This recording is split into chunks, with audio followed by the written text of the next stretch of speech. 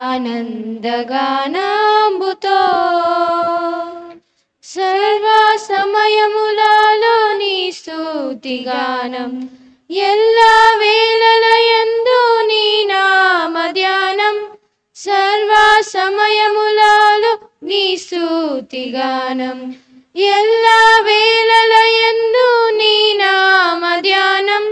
మాకిది మేలు ఈ జీవితమున, స్తుతింతు నా రక్షక, స్తుతింతు నా రక్షక. జీవితమంతా నీ ప్రేమగానం, ప్రణుతింతుమో యేసుదేవా. ప్రచురింతు మేము నీ కీర్తిన్, ఆనందగానంబుతో. సృష్టినంతటిని నీ మాట చేత సృజించితివిగా మా దేవదేవా.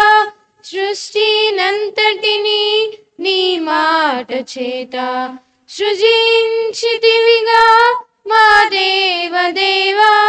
నీ ఘనమగు మహిమన్ వర్ణింపతరమా, స్తుతింతు నా రక్షక, స్తుతింతు నా రక్షక. జీవితమంతా నీ ప్రేమగానం, ప్రణుతింతుమో యేసుదేవా. ప్రచురింతు మేము నీ కీర్తిన్, ఆనందగానంబుతో.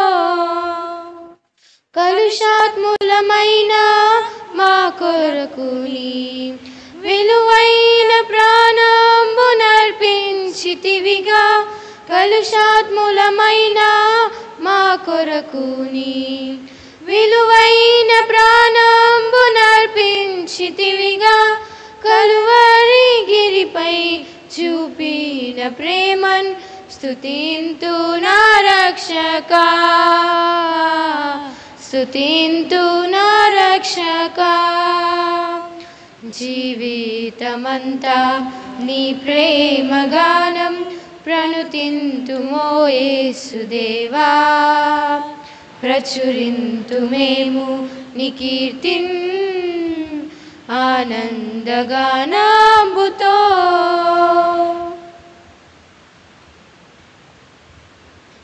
పాట పుస్తకం నుంచి పాట నంబర్ 7వ పాట.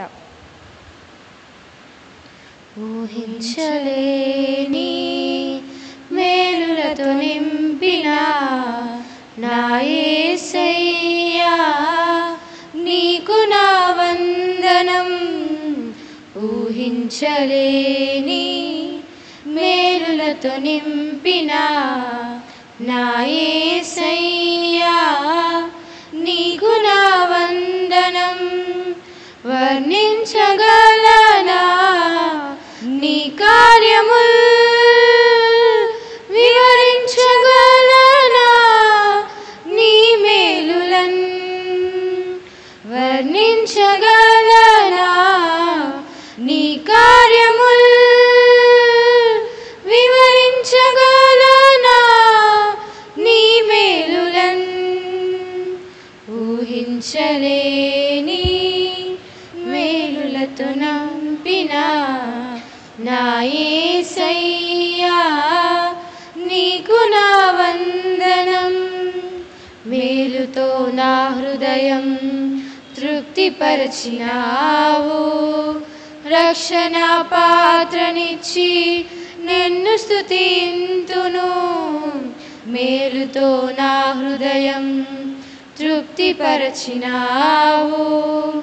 రక్షణ పాత్రనిచ్చి నిన్ను స్తుతింతును. ఇజ్రాయేలు దేవుడా నా రక్షక,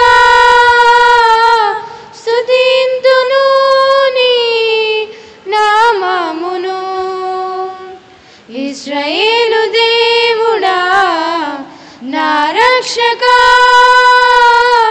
స్తుతింతును నీ నామమును. ఊహించలేని మేలులతో నింపిన నా యేసయ్యా నీకు నా వందనం. నా దీన స్థితిని నీవు మార్చినావు, నా జీవితానికి విలువనిచ్చినావు. నా దీన స్థితిని నీవు మార్చినావు, నా జీవితానికి విలువనిచ్చినావు. నీ కృపకు నన్ను ఆహ్వానించినావు, నీ సన్నిధి నాకు తోడునిచ్చినావు. నీ కృపకు నన్ను ఆహ్వానించినావు, నీ సన్నిధి నాకు తోడునిచ్చినావు. ఊహించలేని మేలులతో నింపిన నా యేసయ్యా నీకు నా వందనం. ఊహించలేని మేలులతో నింపిన నా యేసయ్యా నీకే నా వందనం. Thank you. ఇప్పుడు ఒక ప్రత్యేకమైన పాట మన మధ్యలో ఉన్నటువంటి శ్రీమతి సువేదమ్మ గారు, పాస్టర్మ్మ గారు, వారు వచ్చి ప్రత్యేక పాట పాడవలసిందిగా కోరుతున్నాను.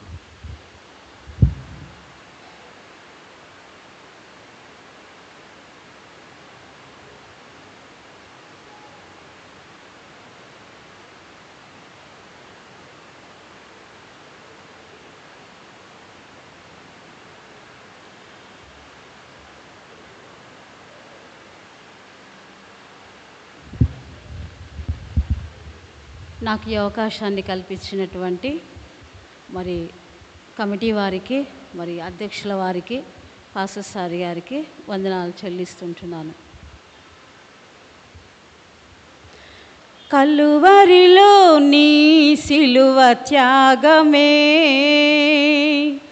కరిగించెను నా పాప హృదయమే. కలువరిలో నీ సిలువ త్యాగమే కరిగించెను నా పాప హృదయమే.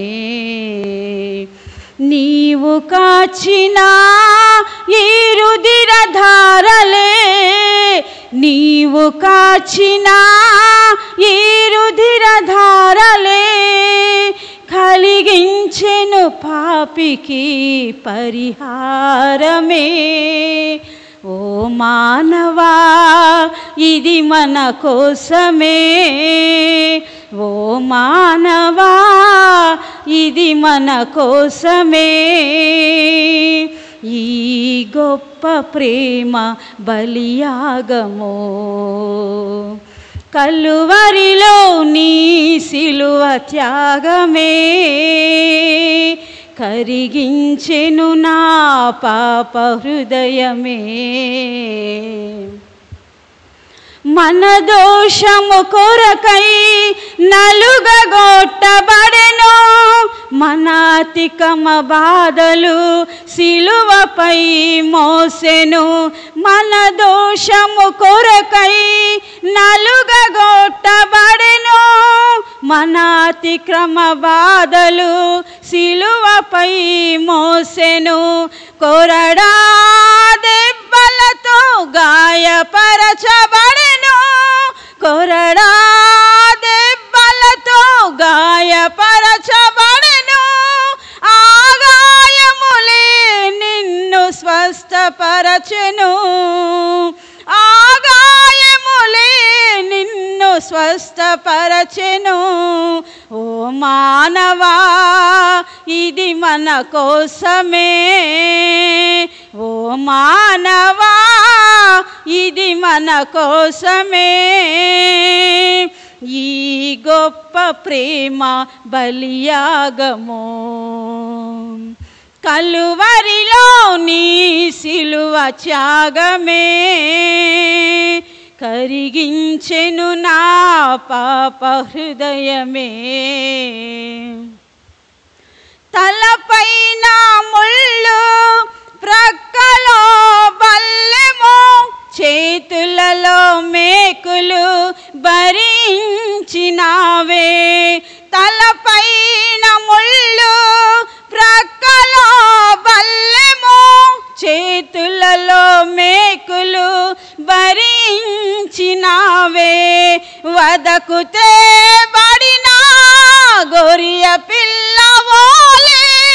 వదకు తేబడిన గొరియ పిల్లవోలే మౌనముగా శిక్షను సహించినావే. ఓ మానవా, ఇది మన కోసమే.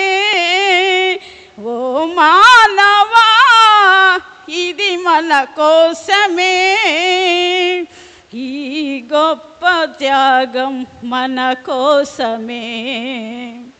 కలువరిలో నీ సిలువ త్యాగమే కరిగించెను నా పాప హృదయమే. ప్రతి పాపము కడుగును యేసుని రక్తమే. ప్రతి పాపము బాపును ఆ ప్రియుని రక్తమే. ప్రతి పాపము కడుగును యేసుని రక్తమే. ప్రతి శాపము బాపును ఆ ప్రియుని రక్తమే. నీకై మరణించి విమోచన కలిగించిన, నీకై మరణించి విమోచనను కలిగించిన ప్రియుని చెంతకు నీవు చేరుమా.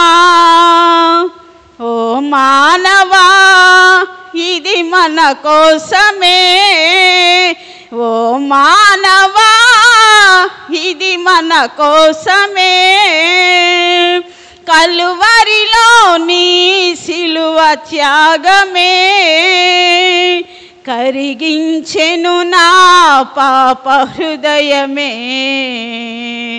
నీవు కాచిన ఈ రుధిర ధారలే, నీవు కాచిన ఈ రుధిర ధారలే కరిగించెను పాపికి పరిహారమే. ఓ మానవా, ఇది మన కోసమే. ఓ మానవా, ఇది మన కోసమే. హల్లెలూయా. Thank you.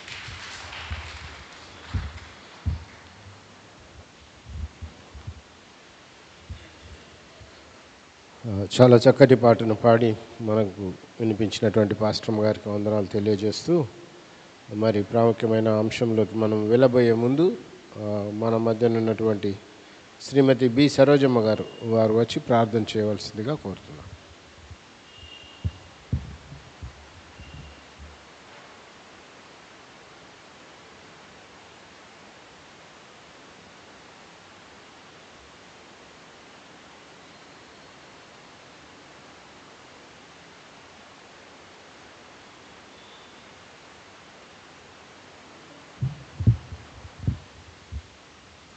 మహాగణుడా, పరిశుద్ధుడా, నీ వేలకుల స్తోత్రాలు వందనాలు చెల్లించుకొనుచున్నాం. నాయన ద్వారా 40 రోజులు ఉపవాస ప్రార్థనలు నేను ధ్యానించుటకు, మహిమపరచుటకు, నేను కృప చూపుటకు నీకు వేలకుల స్తోత్రాలు వందనాలు చెల్లించుకొనుచున్నాము. నాయన నుండి పాటల ద్వారా, వాక్యం ద్వారా నేను స్తుతించుకున్న భాగ్యం మాకందరికి అనుగ్రహించినందుకు నీకు వేలకుల స్తోత్రాలు వందనాలు చెల్లించుకొనుచున్నాము.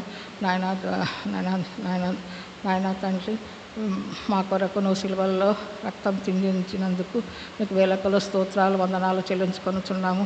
నాయన దేవా తండ్రి, మా పాస్టర్ గారు చెప్పిన వాక్యాన్ని మా మనసులో పరుచుకొని అనుసరించి విధానంగా వేడుకొనుచున్నాము.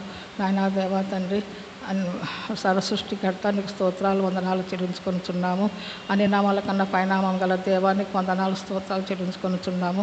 నాయన దేవతను సంఘములో పెద్దలను, సంఘ కాపలను, సంఘ పరిచయం చేయవారందరినీ పేరు పైన చూసి దీవించమని వేడుకుంటున్నాము. ఈ సంఘంలో నీ మధ్యలో చేరి ఒకరోజు గడుపుట 1000 దినములు శ్రేష్టమని సెలవిచ్చిన దేవా నీకు వేలకుల వందనాలు స్తోత్రాలు చెల్లించుకొనుచున్నాము. నాయన దేవా తండ్రి, సంఘంలోని పెద్దలు ఎవరైనా అనారోగ్యంతో బాధపరచడం వాళ్ళని స్వస్థపరచమని వేడుకుంటున్నాము. 10th క్లాస్ పిల్లలను, ఇంటర్మీడియట్ పిల్లలను, డిఎస్సి వాళ్ళను పరీక్షలు రాయిచుండగా వారికి జ్ఞానమును దయచేయమని వేడుకుంటున్నాము. నాయన దేవా తండ్రి, ఇప్పుడు వాక్యం చెప్తున్న అది మా మనసులో బదులుగా పరుచుకొని భాగ్యం మాకందరికీ అనుగ్రహించమని వేడుకుంటున్నాము. నాయన దేవా తండ్రి, ఎక్కడైతే 2-3 ఉన్నారో ఉన్నారో అక్కడ నేనున్నాను సెలవిచ్చిన దేవా నీకు వేలకులో వందనాలు స్తోత్రాలు చెల్లించుకొనుచున్నాము. దినమెల్ల మమ్మల్ని కాచి కాపాడినందుకు వేలకులో స్తోత్రాలు వందనాలు చెల్లించుకొనుచున్నాము. సంఘములో ఉన్న ప్రతి బిడ్డను మమ్మల్ని నీ ఉచిత కృప వలన సజీవ సంఖ్యలో చేర్చినందుకు నీకు వేలకులో స్తోత్రాలు వందనాలు చెల్లించుకున్నాము. నిన్న నేడు ఒకే రీతిగా ఉన్న దేవా నీకు వందనాలు స్తోత్రాలు చెల్లించుకొనుచున్నాము. నాయన దేవా తండ్రి, మేము చేయు ప్రతి పాపమును క్షమించమని వేడుకుంటున్నాము. ఎవరైనా అనారోగ్యంలో బాధపడుతున్నారు వారిని స్వస్థపరిచి వాళ్ళపై కృప చూపండి, దయ చూపండి. మాట్లాడు దేవా నీకు వందనాలు స్తోత్రాలు చెల్లించుకుంటున్నాము. నాయన దేవా తండ్రి, మేము చేయు ప్రతి పని అందరూ మీరు మాకు తోడుగా ఉందమని వేడుకుంటున్నాము. నాయన దేవా తండ్రి, మేము మందిరంలో చేరి నివసించుకునే భాగ్యం మాకు అందరికీ అనుగ్రహించమని వేడుకుంటున్నాం. నాయన దేవా తండ్రి, సిలువలో నీ సిరి సంపదలు మా సంఘంలో ఉన్న వారికి మా కుటుంబాల్లో ఉన్న వారికి ప్రతి ఒక్కరికి అనుగ్రహించమని ప్రభు యేసుక్రీస్తు పేటాత్మగా వేడుకొంచున్నాం తండ్రి. ఆమేన్. సంఘ పెద్దలకు అందరికీ వందనాలు చెల్లించుకొంచున్నాను.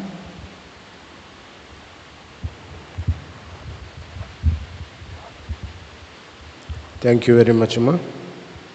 సో ప్రాముఖ్యమైన అంశంలోకి మనం వచ్చినాం. మన మధ్యన మన సంఘ కాపరి గారు reverend doctor K Victor Emmanuel గారు ఉన్నారు. వారు ఈరోజు సందేశాన్ని అందిస్తారు. నార్మల్ ప్రోగ్రాం ప్రకారం అయితే ఈరోజు యేసు ప్రభు శిలువలో పలికినటువంటి రెండవ మాట గురించి మాట్లాడాలి. కానీ మొదటి మాట నిన్నటికి షిఫ్ట్ అయింది కాబట్టి ఎవరీ ఆల్టర్నేట్ డేస్ అనుకున్నాం కాబట్టి అదే కాకుండా మరి పాస్టర్ గారు ఒక అంశము మీద స్టార్ట్ చేశారు. ఆ అంశం గుర్తుందా ఎవరికైనా? సిలువలో సిరి సంపదలు. అది కూడా మీరు మర్చిపోతారేమో మళ్ళీ రెండవ వాక్యం చెప్తేని. సో దాని కంటిన్యూయేషన్ అది కూడా గుర్తుండటానికి మరి సార్ను ఈరోజు మీరే చెప్పాలన్నప్పుడు వారు ఒప్పుకున్నారు. సో అందును బట్టి వారికి వందనాలు తెలియజేస్తూ మరి వారిని దైవవాక్య సందేశాన్ని వినిపించడానికి ఆహ్వానిస్తూ సమయాన్ని వారికి అప్పగిస్తున్నాం.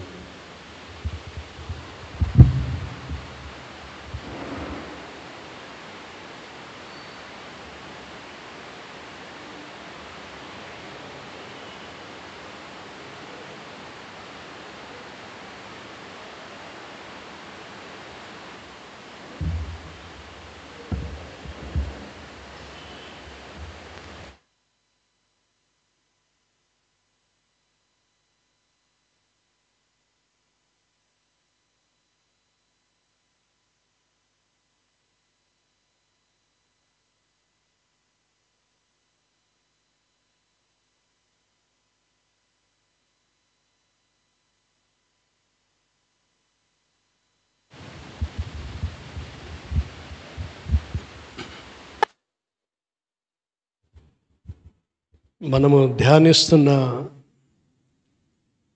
అంశంలో రెండవ భాగంలోకి మనం వస్తూ ఉన్నాం. ఇదివరకు మీకు చెప్పినట్లుగా మొదటి పాఠము హెబ్రీలకు రాసిన పత్రికలో నుంచి మనము సిలువలో ఉన్న సిరులను గురించి మనం చూసాం.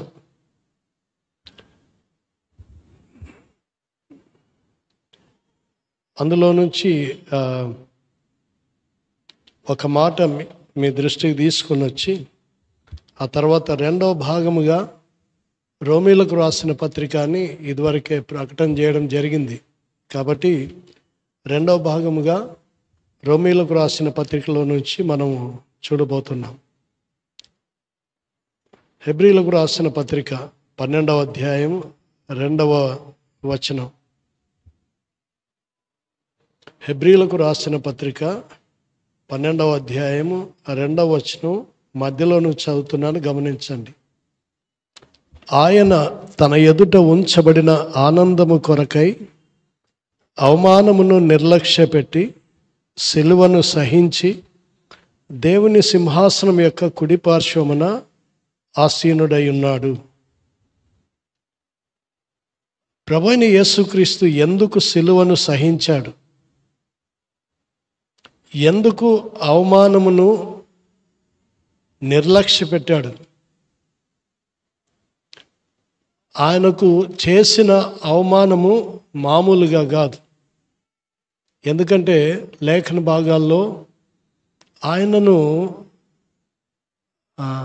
సిలువ మోస్తున్న మార్గం అంతటిలో కొడుతూ వచ్చారు. ప్రక్కలు చూస్తున్న వారు గేలి చేస్తూ వచ్చారు.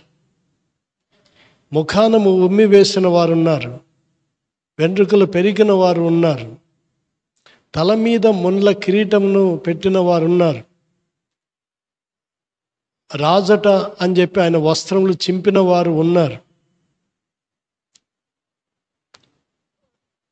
తను తాను రక్షించుకోలేడు కానీ వీడందరినీ రక్షిస్తాడంట అని చెప్పి చులకనగా మాట్లాడిన వారు ఉన్నారు.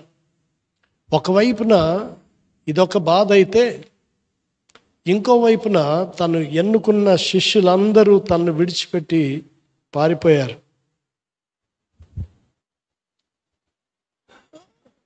వీటన్నిటినీ సహించి భరించాల్సినంత అవసరమేముంది అని అంటే గనక దేవుని వాక్యం చెప్తుంది. ఎందుకోసం? పాటలు, చాలా పాటలు ఈ మాట మీద రాశారు, ఎవరి కోసమో ఈ ప్రాణ త్యాగం అని. ఇలాగున ఎందుకోసం సిలువను ఇంత అవమానమును భరించాల్సి వచ్చింది అని అంటే చాలా చక్కటి కారణం ఒకటి ఇక్కడ కనిపిస్తుంది. ఏమిటది? దేని కొరకు? తన ఎదుట ఉంచబడిన ఆనందము కొరకు. ఎందుకు సిలువను భరించాలి? ముందు చూస్తున్నాడు, భవిష్యత్తును చూస్తున్నాడు. తన ఎదుట ఒక ఆనందం ఉంచబడింది. ఏమిటి ఆనందం? తన ఎదుట ఉంచబడిన ఆనందం అంటే ఏమిటి అసలు? ఏమైనా గెస్ట్ చేస్తారా? గట్టిగా చెప్పండి, గెస్ట్ చేసినాను.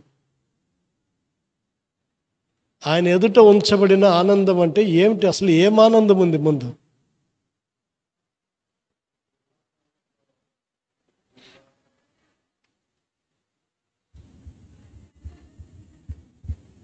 ఎవరి సన్నిధిలో? ఓకే, తన ఎదుట ఉంచబడిన ఆనందం ఏమిటి అనంటే, మొదటిది, ఏ పని నిమిత్తము ఈ భూమి మీద మానవుడిగా ఆయన వచ్చాడో ఆ పనిని సంపూర్ణంగా నెరవేర్చి తండ్రి చిత్తమును భూమి మీద సంపూర్ణంగా నెరవేర్చాను అన్న ఆనందం. ఈ అవమానం తర్వాత వచ్చే ఆనందం ఎలాగుంది అని అంటే, నా తండ్రి చిత్తమును సంపూర్ణంగా నెరవేరుస్తున్నాను, నెరవేర్చి తన ఆత్మను తిరిగి తండ్రి చేతికి అప్పగించబోతున్నాడు. ఇది ఒకటి. రెండవది, లోకము పుట్టక మునుపు నీ ఎదుట నాకు ఏ మహిమ ఉన్నదో ఆ మహిమను తిరిగి స్వీకరించబోతున్నాడు. ఇది రెండవ ఆనందం. మూడవది, కాసేపు క్షణకాలము తండ్రి చేయి విడిచాడు. అది మరణమైతే ఇప్పుడు తిరిగి తండ్రి దగ్గరికి వెళ్ళినప్పుడు ఇక ఎన్నడూ విడదీయనటువంటి ఆ ఏకత్వంలోనికి అడుగు పెట్టబోతున్నాడు.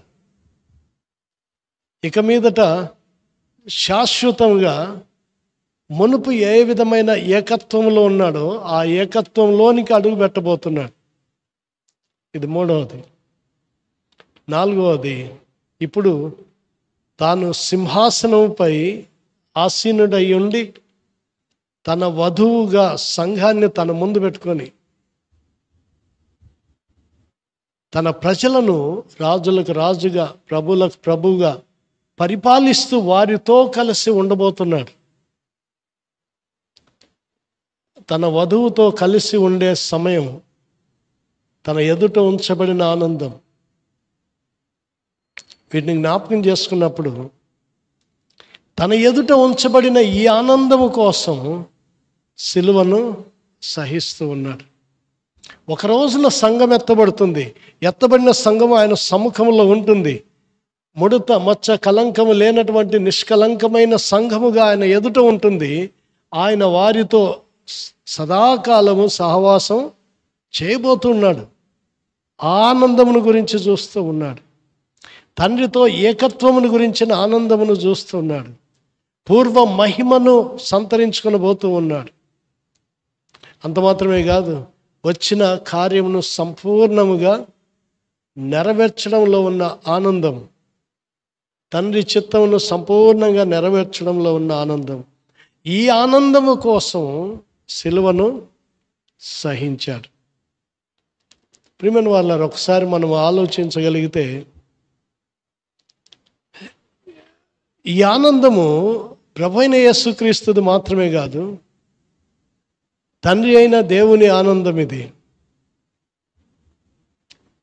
ఇదిగో నా ప్రియకుమారుడు, ఈయనందు నేను ఆనందిస్తున్నానని చెప్పినటువంటి తండ్రి తన కార్యమును తన చిత్తమును సంపూర్ణంగా నెరవేర్చడానికి భూమి మీదకి వచ్చిన తన కుమారుడు ఆ కార్యమును నెరవేరిస్తే తండ్రికి కలిగే సంతోషం,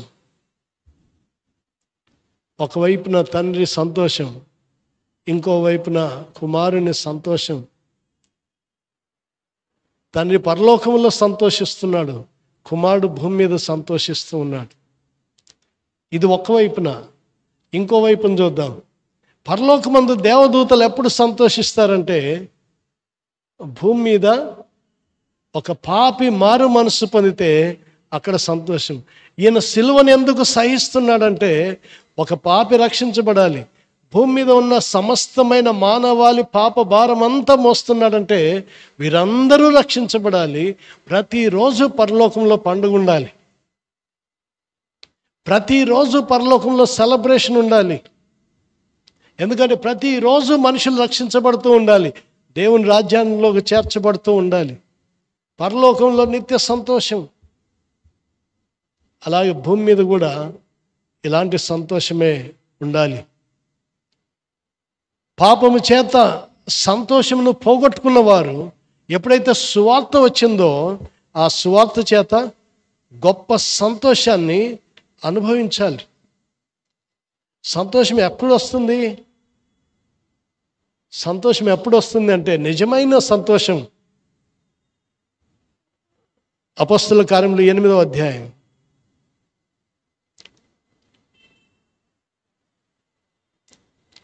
అపొస్తలుల కార్యములు 8వ అధ్యాయం 5వ వచనం. అప్పుడు ఫిలిప్పు సమరయ పట్టణముల వరకును వెళ్ళి క్రీస్తును వారికి ప్రకటించుచుండెను. జన సమూహములు విని ఫిలిప్పు చేసిన సూచక్రియలను చూచినందున అతడు చెప్పిన మాటల యందు ఏక మనస్సుతో లక్ష్యముంచగా అనేకులకు పట్టిన దయ్యమును అపవిత్రాత్మలు పెద్ద కేకలు వేసి వారిని వదిలిపోయాను. పక్షవాయువు గల వారును కుంటివారును అనేకులు స్వస్థత పొందిరి. అందుకు ఆ పట్టణములో మిగుల సంతోషము కలిగెను. ఏ పట్టణం? సమరయ పట్టణం. ఎవరు వీళ్ళు? దేవుని నిబంధనలో లేని ప్రజలు, నిబంధనకు బయట ఉన్న ప్రజలు సమరయులు, అన్యులు అని పిలుస్తారు ఒక మాటలో చెప్పాలంటే. దేవుని నిబంధనకు బయట ఉన్న ప్రజలు, చీకట్లో ఉన్న ప్రజలు, ఇలాంటి వారికి సువార్త వచ్చింది. వారు ఏక మనస్సుతో లక్ష్యముంచారు, సువార్తను నమ్మారు, స్వస్థత కలిగింది, సూచక్రియలు జరిగాయి. అప్పుడు ఆ పట్టణంలో మిగుల సంతోషము కలిగింది. ఎప్పుడు వస్తుంది సంతోషం? సువార్త ద్వారా మనుషులు మార్పు చెందితే పట్టణానికి సంతోషం. ఒక వ్యక్తి రక్షించబడితే ఆ గ్రామానికి వెలుగు, సంతోషం. సమరయ స్త్రీ తీసుకొచ్చింది. ఫిలిప్పు సమరయ ప్రాంతాలకు సువార్త ద్వారా గొప్ప సంతోషాన్ని తీసుకొచ్చాడు. కాబట్టి సంతోషం ఎక్కడుంది? సువార్తలో ఉంది. సువార్త ఎవరికి చేరిందో వారికి, ఎవరి హృదయాల్లోకి సువార్త చేర్చబడిందో వారి గొప్ప సంతోషం. ప్రియమైన వాళ్ళారా, ఈ సంతోషం కోసం ప్రభువైన యేసుక్రీస్తు సిలువను సహించాడు. ఇప్పుడు మన ముందున్న ప్రశ్న, ఇక్కడితో మనకు హెబ్రీలకు రాసిన పత్రిక ధ్యానము ముగించబడుతుంది. మన ముందున్న ప్రశ్న ఏమిటంటే, నీ సంతోషం దేనిలో ఉంది? యేసుక్రీస్తులాగా తండ్రి చిత్తమును సంపూర్ణంగా నెరవేర్చడంలో సంతోషాన్ని వెతుక్కుంటున్నావా, లేకపోతే మన సొంత చిత్తాన్ని నెరవేర్చడంలో సంతోషాన్ని వెతుక్కుంటున్నామా? ఇది మొదటి ప్రశ్న. రెండవది, నీ సంతోషం దేనిలో వెతుకుతూ ఉన్నాం? సువార్త పరిచర్యలో అనేకులను, ఒక వ్యక్తినైనా దేవుని రాజ్యంలోకి చేర్చడంలో వెతుక్కుంటూ ఉన్నామా, లేకపోతే ఇతరమైన వాటిలో వెతుక్కుంటున్నామా? Where is our true happiness? నిజమైన సంతోషం ఎక్కడుంది అంటే, ఒక వ్యక్తి రక్షించబడడంలో ఉంది, రక్షించబడిన వాడు ఇంకొక వ్యక్తిని రక్షణలోకి నడిపించడంలో ఉంది. ఈ సంతోషం ఆవిరైపోకూడదు. అందుకనే దావీదు మహారాజు తాను ప్రార్థన చేశాడు, నీ రక్షణ ఆనందమును నా నుంచి దూరం చేయొద్దు. రక్షణలో ఉన్న ఆనందం ఆవిరైపోకూడదు, దూరం అయిపోకూడదు. ఒక వ్యక్తి నిజంగా రక్షించబడితే ఆ ఆనందం తనలో ఎప్పుడూ మండుతూ మండుతూ మండుతూ ఉండాలి, ఆరిపోకూడదు. ఈ మంట, ఈ అనుభవం లేకపోతే చల్లారిపోయామేమో. మనల్ని మనము పరీక్షించుకోవాల్సిన సమయం వచ్చిందని గుర్తు చేసుకోవాలి. ఓకే, మనం రోమీలకు రాసిన పత్రికలోకి వద్దాం. సిలువలోని సిరి సంపదలు. హెబ్రీలకు రాసిన పత్రిక ధ్యానం ముగించాం. ఇప్పుడు రోమీలకు రాసిన పత్రికలోకి వస్తున్నాం. రోమా 3:24. కాబట్టి నమ్మువారు ఆయన కృపచేతనే క్రీస్తు యేసునందలి విమోచనం ద్వారా ఉచితముగా నీతిమంతులని తీర్చబడుచున్నారు. క్రీస్తు యేసునందలి విమోచనం ద్వారా ఉచితముగా నీతిమంతులని తీర్చబడుచున్నారు. 26వ వచనం, క్రీస్తు యేసు రక్తమునందలి విశ్వాసము ద్వారా ఆయనను కరుణాధారముగా బయలుపరచెను. రెండు మాటలు జోడించి చూద్దాం. క్రీస్తు యేసునందలి విమోచనం ద్వారా, క్రీస్తు యేసు రక్తమునందలి విశ్వాసము ద్వారా. విశ్వాసము ద్వారా విమోచనం. విమోచనం ద్వారా ఒక వ్యక్తికి నీతిమత్వం.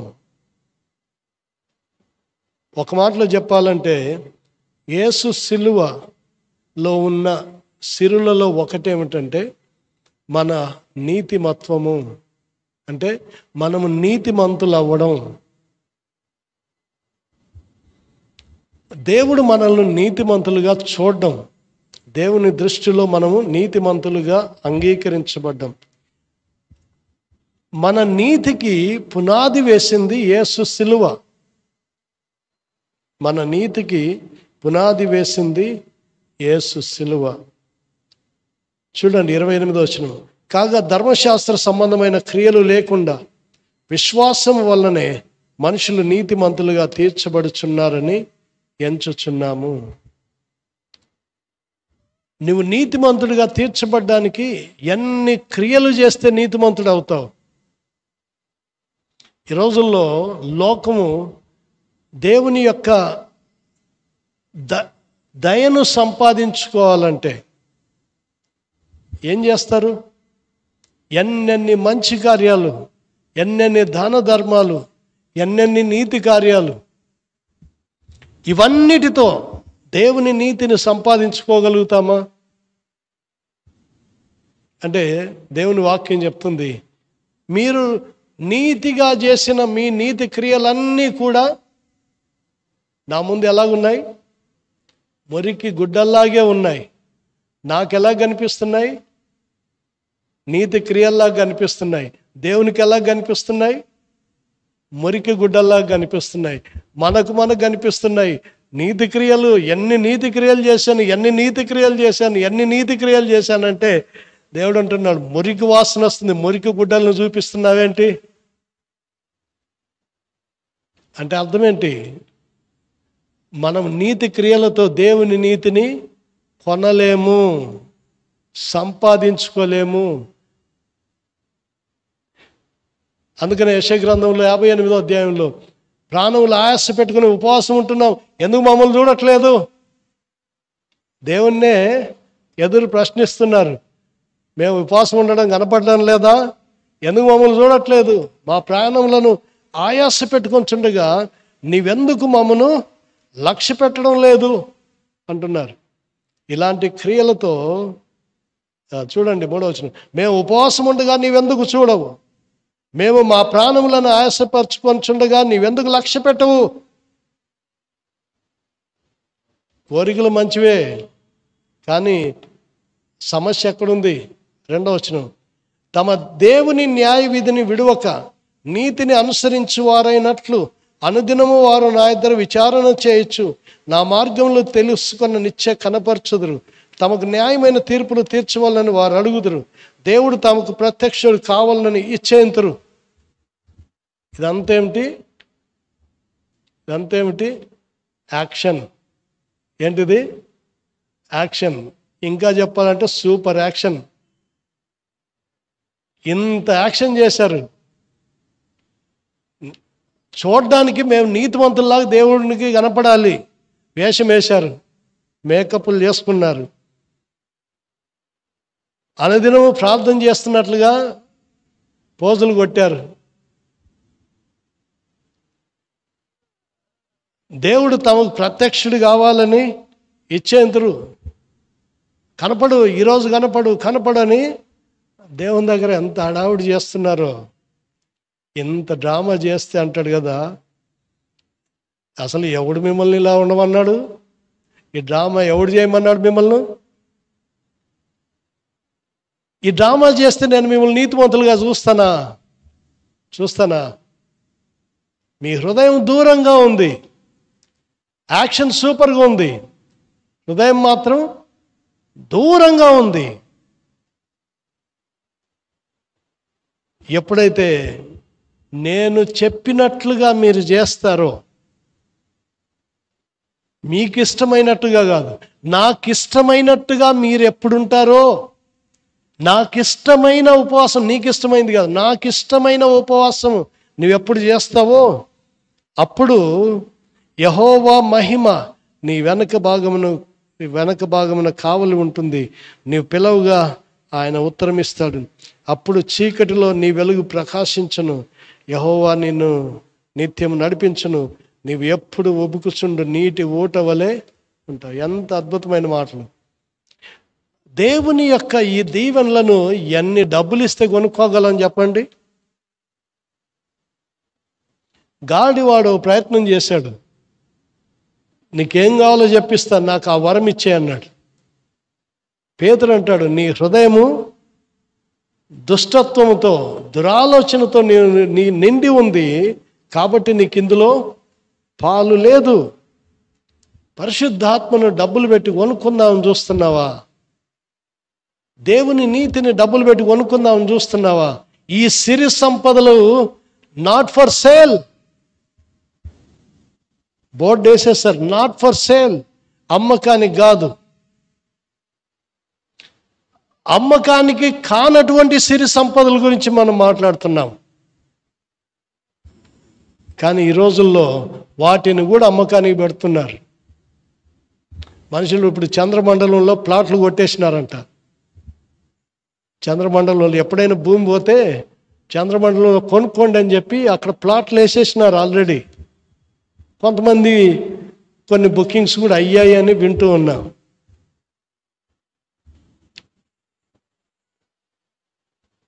Not for sale, not for living అని దేవుడు చెప్పాడు. ఈ విశ్వమంతటిలో నివాస యోగ్యమైన భూమి మాత్రమే, ఇంకేది కాదు అని దేవుడు చెప్పాడు. అయినా కానీ మనిషికి ఆశ ఏమిటంటే నివాస యోగ్యమైన భూమి కాకుండా చంద్రుడు ఉంటాడేమో, అంగారకుడు ఉంటాడేమో, ఆడపోయి బ్రతకొచ్చేమో, ఇలాంటివి విపరీతమైన ఆలోచనలు వస్తాయి. అందుకనే దేవుని యొక్క వరాన్ని కొందామని చూస్తే సంపాదించుకుందాం అని చూస్తే పేతురు అంటున్నాడు, అపోస్తల కార్యములు 8వ అధ్యాయం 20 వచనం, అందుకు పేతురు, నీవు ద్రవ్యమిచ్చి దేవుని వరము సంపాదించుకొందునని తలంచుకొని నందున నీ వెండి నీతో కూడా నశించునుగాక. డబ్బులు పెట్టుకుంటావా? నీ వెండి నీతో నశించునుగాక. నీ హృదయము దేవుని ఎదుట సరైనది కాదు గనక ఈ కార్యమందు నీకు పాలు పంపులు లేవు. నీ హృదయము సరిగా లేకపోతే ఇందులో నీకు పాలు పంపులు లేవు. పరిశుద్ధాత్మను పొందుటైనా, నీతిమంతుడిగా దేవుని ఎదుట నిలబొట్టైనా, నీ ప్రార్థనలకు దేవుడు వెంటనే జవాబిచ్చుటైనా, ఇలాగను చూసినట్లయితే ఆయన ఇచ్చే ఆ సిరి సంపదల్లో నీకు పాలు పంపులు లేవు. కాబట్టి ఈ చెడుతనము మానుకొని మారు మనస్సు నొంది ప్రభువును వేడుకొనుము. ఒకవేళ నీ హృదయాలోచన క్షమించబడవచ్చును. అంటే ఇప్పుడు ఏం అవసరమైంది? మారు మనస్సు అవసరమైంది. దేవుని సిరి సంపదలు, సిలువలోని సిరి సంపదలు సంపాదించుకోవాలంటే మొట్టమొదటిది నిజమైన మారు మనస్సు, ట్రూ రిపెంటెన్స్. అప్పుడే నీకు ఇందులో పాలు పంపులు పొందుతాయి. ఎందుకంటే నీ స్థితి అలాగుంది. బాప్తిసం పొందాడు గాడివాడైన సీమోను, గుర్తుపెట్టుకోండి, బాప్తిసం పొందాడు. కానీ పేతురు ఏమంటున్నాడు తెలుసా? నీవు ఘోర దుష్టత్వములోను దుర్నీతి బంధకంలో ఉన్నట్లు నాకు కనపడుచున్నది. బాప్తిస్మం పొందిన గాడి సీమోను, పేరుకు బాప్తిస్మం పొందావు, కానీ నీ బ్రతుకు ఎలా ఉంది? దుష్టత్వంలో ఉంది, దుర్నీతిలో ఉంది. ప్రియమైన వాళ్ళారు, ఎన్ని హెచ్చరిక మాటలు. సిలువ మనిషిని దేవుని ముందు ఇలాగ నిలబెట్టేస్తుంది. అంటే స్కాన్ చేస్తే ఏమేమి ఉన్నాయో అన్నీ. మీరు బయట దేశాలకు వెళ్తుంటారు, బ్యాగ్లో ఏమేమో నింపుకొని ఉంటారు. ఈడేం చూస్తాడులే అనుకుంటారు, ఈడేం చూస్తాడులే అని లోపల ఏదో దాచి పెడుతూ ఉంటారు కనపడకుండా. విదేశాలకు వెళ్ళినా, ఎక్కడైనా ఫ్లైట్లో వెళ్ళినా తెలియకుండా దాచిపెట్టుకుందామని లోపల ఎన్నో ప్రయత్నాలు చేస్తారు. అది గప్పి, ఇది గప్పి, ఇంకేదో మూసేసి, ఇంకేదో బ్లాక్ అదేది స్క్రీన్ లాంటిది పెట్టేసి, కొన్ని కనపడకుండా చేసి, ఎన్ని చేసినా వాటి ముందు దొరికిపోతాం. ఈ స్కానర్లే ఎన్ని దాచిపెట్టినా చూపెడుతూ ఉంటే దేవుడు స్కాన్ చేస్తే ఇంకేం దాచిపెడతాం?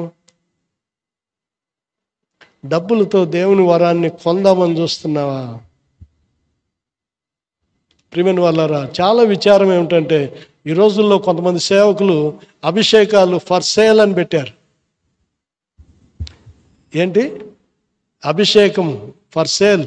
దేవుడు నాకు ఇంత అభిషేకం ఇచ్చాడు, నేను నీకు ట్రాన్స్ఫర్ చేస్తా, ఎంత ఇస్తావు? అనాయింటింగ్, అభిషేకం చాలా ఇచ్చాడు, నాకు ఎక్కువైపోతుంది, నీకు ఇస్తా, ఎంత ఇస్తావు? ఎంత దౌర్భాగ్యం. Titles for sale. దేవుడు తన సేవ కొరకు కొంతమందిని కాపర్లుగాను, కొంతమందిని ఉపదేశకులుగాను, సువార్థికులుగాను పెడితే బిషప్లు ఫర్ సేల్, ఆర్చ్ బిషప్లు, నెత్తి మీద టోపులు, బుడబక్కలేశాలు, అన్నీ ఫర్ సేల్, వ్యాపార వస్తువులు అయిపోయాయి. దేవుని వాక్యం వేటిని పవిత్రంగా చూపెడుతుందో వాటిని వ్యాపార వస్తువులుగా మార్చేశాడు సాతాను. సిలువలోని సిరులు not for sale, not for sale. నీ సొంత ఆస్తిది, నీ సొంత. ఆయన తన ప్రాణమునిచ్చి నీ కోసం దాచిపెట్టిన ఆస్తిది. అమ్ముకోవడానికి కాదు, అనుభవించి ఆనందించడానికి నీ కోసం ఇచ్చిన ఆస్తిది. ఆయన ప్రాణం పెట్టి ఇచ్చిన ఆస్తిని నిర్లక్ష్యం చేస్తే, అవమానపరిస్తే ఆయన ఎంత దుఃఖపెడతాం.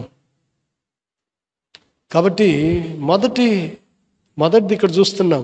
దేవుడు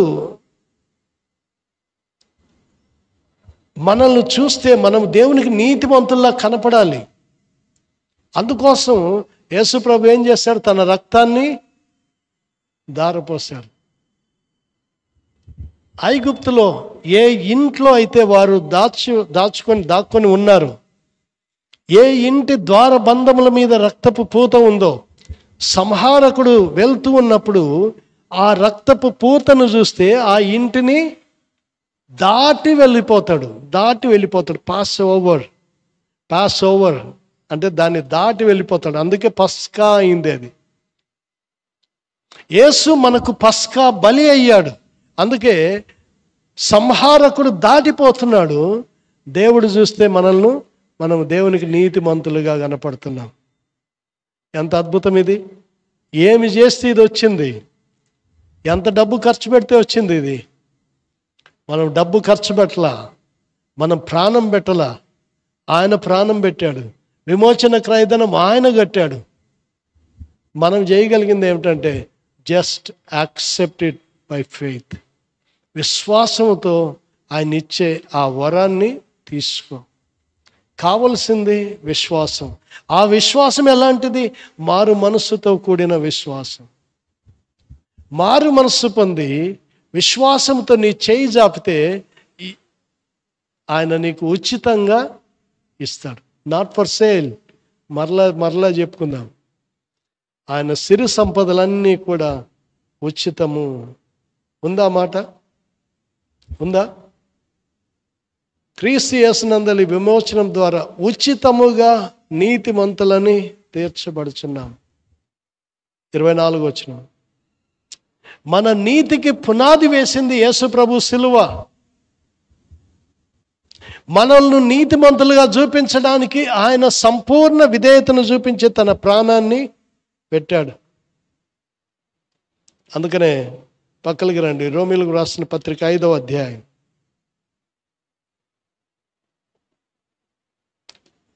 19వ వచనం. ఏలైనగా ఒక మనిషిని అవిధేయత వలన అనేకులు పాపులుగా ఎలాగూ చేయబడిరో, అలాగే ఒకని విధేయత వలన అనేకులు నీతిమంతులుగా చేయబడుదురు. ఒక్కని విధేయత అనేకులను, అంటే సమస్త మానవాళిని నీతిమంతులుగా చేయగలదు. ఆ ఒక్కని విధేయత ఎలాంటిది? మరలా గుర్తు చేసుకున్నాడు. ఫిలిప్పీలకు రాసిన పత్రిక 2వ అధ్యాయంలో సిలువ మరణము పొందినంతగా విధేయత చూపిన వాడై. విధేయతలో ఏముంది? సిలువ ఉంది. ఉందా? విధేయతలో సిలువ ఉంది. యేసు ప్రభు విధేయత సిలువ మీద కనిపించింది. ప్రియమైన వాళ్ళారా, మనము దేవునికి విధేయత చూపిస్తున్నామంటే మన సిలువలో కనిపించాలి. ఆయన విధేయత ఆయన సిలువలో కనిపించింది. మన విధేయత మన సిలువలో కనిపించాలి. ఎవడైనా నన్ను ప్రేమించగోరిన ఎడల, ఎవడైనా నా ప్రేమకు పాత్రుడు అవ్వగోరిన ఎడల, ఎవడైనా నా శిష్యుడు అవ్వగోరిన ఎడల ఏం చేయాలి? లెంట్ డేస్ 40 రోజుల్లో తన సిలువను ఎత్తుకొని, కాదా?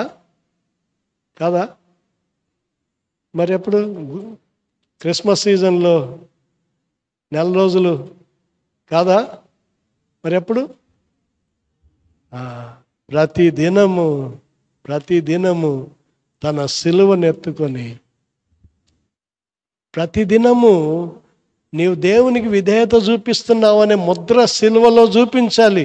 నీవు సిలువ మోస్తున్నావు అని అంటే నీవు దేవునికి విధేయుడు అవుతున్నావు అనే ముద్ర చూపించకపోతే ఆ దినం నీవు సిలువ మోయలేదు. నీవు దేవునికి లోబడుతున్నావు అన్న ముద్ర సిలువలో చూపించకపోతే ఆ రోజు సిలువ మోయలేదు. మరి ఎవరు మోసారు? ఇంకెవరో మోసారు, మనం మోయలా. కాబట్టి ప్రియమైన వాళ్ళారా, యేసు సిలువ నాకు నీతి అనే సిరిని తెచ్చింది, సిరి సంపదలు. యేసు విధేయత నాకు నీతి అనే సిరిని తీసుకొని వచ్చింది. రోమాపత్రిక 3వ అధ్యాయంలో చూసాం, రోమాపత్రిక 5:19 చూసాం, ఫిలిప్పి 2వ అధ్యాయము 8వ వచనంలో విధేయత అంటే శిలువ మరణం పొందినంతగాని చూసాం. అలాగే ఇంకొక మాట మీరు చూడగలిగితే కొరింథీయులకు రాసిన 2వ పత్రిక 5వ అధ్యాయం, కొరింథీయులకు రాసిన 2వ పత్రిక 5వ అధ్యాయం 21వ వచనం.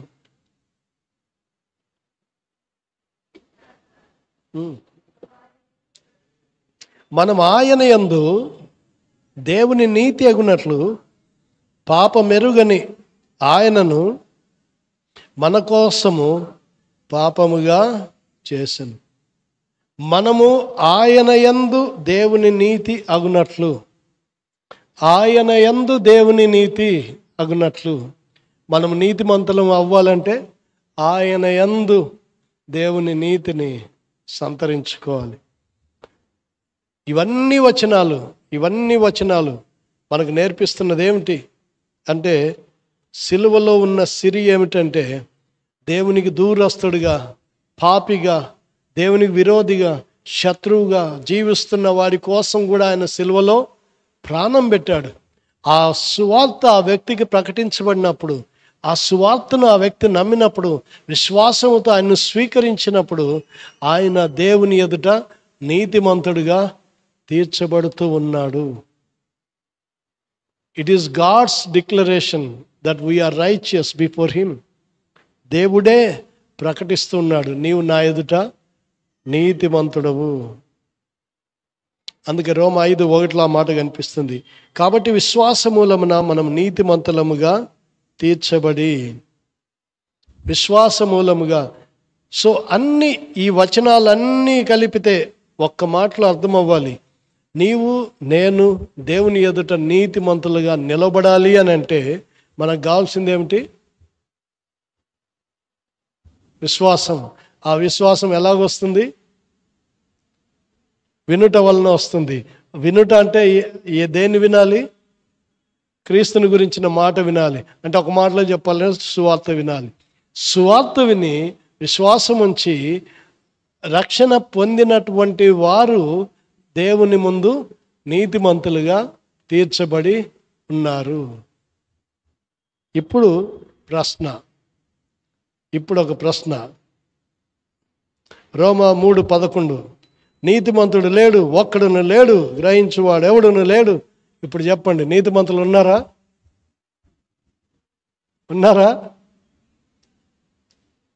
మరలా చదువుతున్నాను, నీతిమంతుడు లేడు, ఒక్కడును లేడు.